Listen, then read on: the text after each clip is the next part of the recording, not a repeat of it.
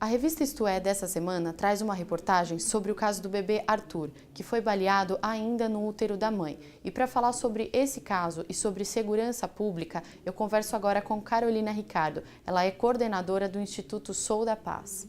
Oi, Carolina, tudo bem? Oi, Fabiola. Na semana passada tivemos um caso muito emblemático no Rio de Janeiro. A mãe do bebê Arthur foi baleada e até hoje, ele luta pela vida. Vivemos um estado sem precedentes de violência no Rio hoje? Olha, eu acho que a situação do Rio está muito grave, talvez mais grave do que nunca. E essa questão das balas perdidas se agravou ainda mais, né? Um levantamento da ONU de 2015 e 2016 aponta o Brasil como campeão da América Latina em vítimas de bala perdida. Essa situação é muito grave no Rio, com a disputa entre facções, que já gerava uma violência, uma quantidade dessas balas perdidas enorme, e ainda mais com a atuação policial, que entra em confronto e agrava ainda mais essa situação. Além do Arthur, a gente teve histórias de crianças, meninos e meninas que também foram mortos por bala perdida.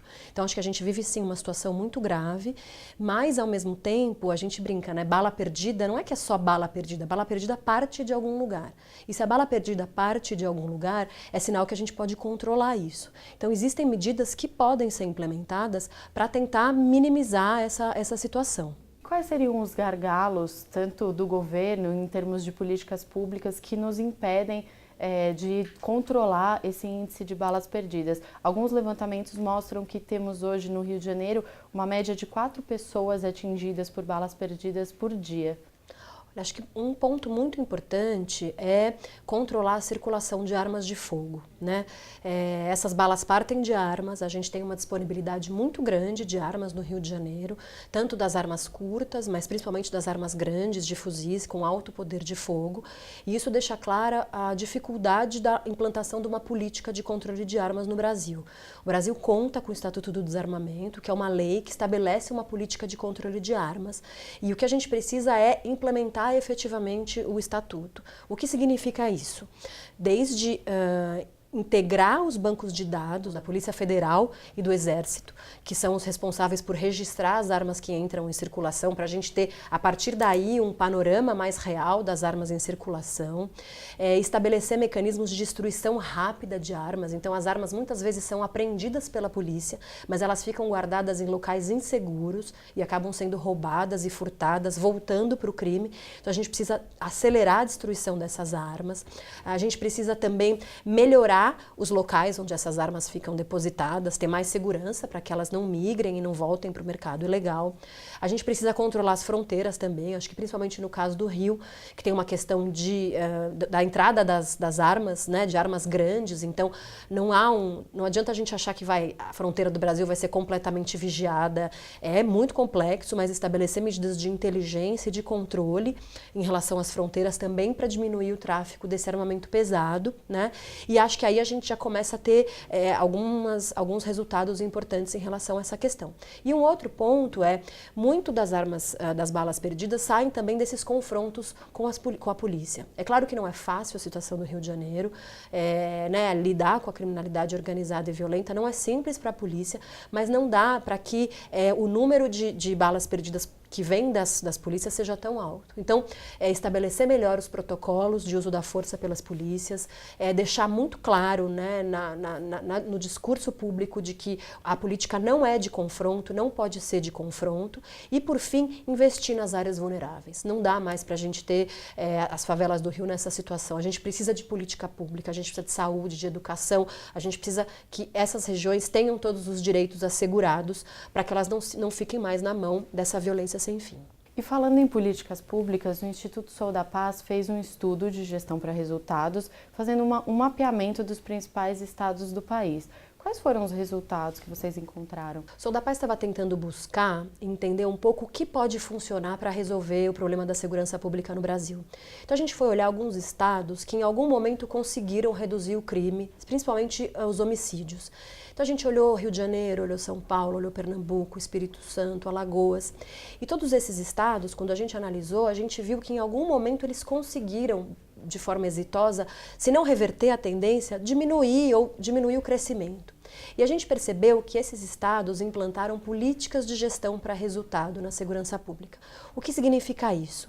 Significa estabelecer metas claras para que as secretarias de segurança pública tenham um horizonte, saibam o que perseguir, o quanto de cada crime reduzir, passar essas metas para as polícias, e aí cada polícia no seu território passa a ter uma meta para atingir.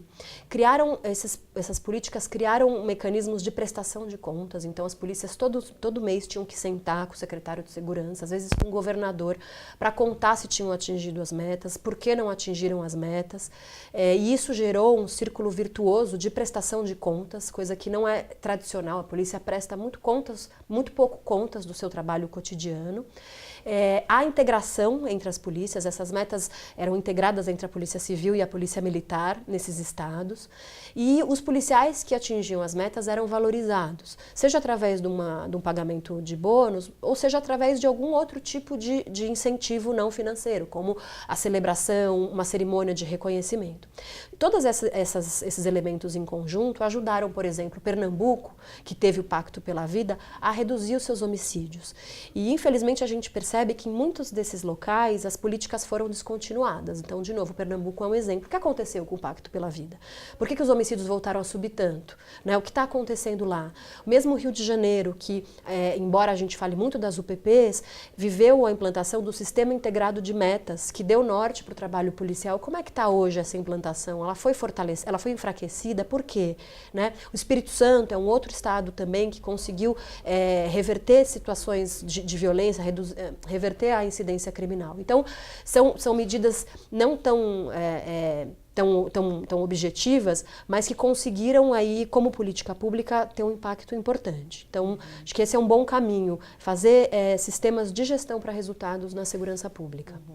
Um dos principais problemas que a gente observa hoje em políticas públicas é em relação à descontinuidade. Como é possível reverter esse cenário? Infelizmente, essas políticas, como o Pacto pela Vida em Pernambuco, ou mesmo a política do Rio, elas acabam sendo descontinuadas ou enfraquecidas, né? Então, quando há troca de governador, ou mesmo na gestão do mesmo governador, elas acabam perdendo centralidade. Então, o primeiro ponto é que tem que ter um compromisso claro do governador ao ser eleito junto à população de que ele vai priorizar a segurança pública. Acho que esse é o primeiro ponto.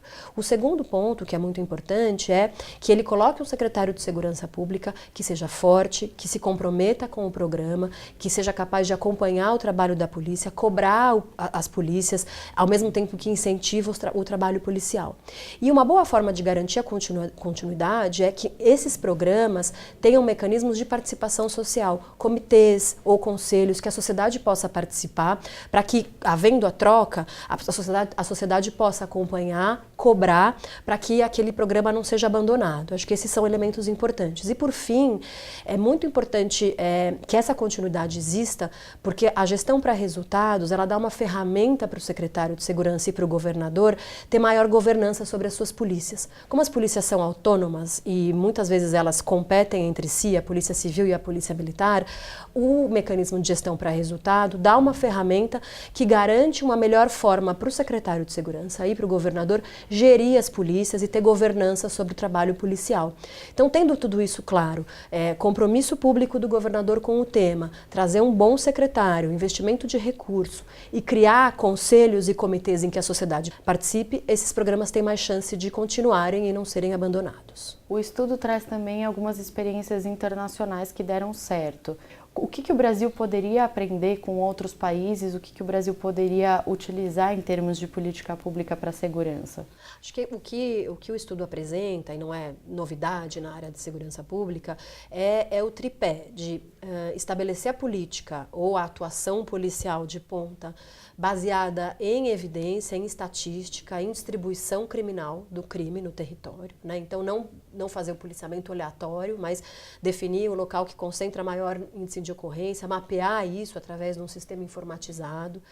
A partir daí, cobrar permanentemente os policiais em reuniões periódicas, ou pelo chefe direto, e lá no caso de Nova York, que é o exemplo que a gente cita do Compstat, também a própria sociedade, a própria comunidade acompanhando como é que está o trabalho policial e a redução dos índices, e valorização e reconhecimento do trabalho dos bons policiais. Então, Trabalho baseado em evidência, em análise criminal, prestação de contas permanente e valorização do bom trabalho policial. Acho que esse é um bom conjunto de ações para ajudar a reverter o problema. Não é uma solução milagrosa, mas é um caminho importante para começar a dar resultado e a gente conseguir acreditar que segurança pública tem jeito. Muito obrigada, Carol. Confira nesta edição da revista Isto É a Matéria, A Vida que Devemos a Arthur.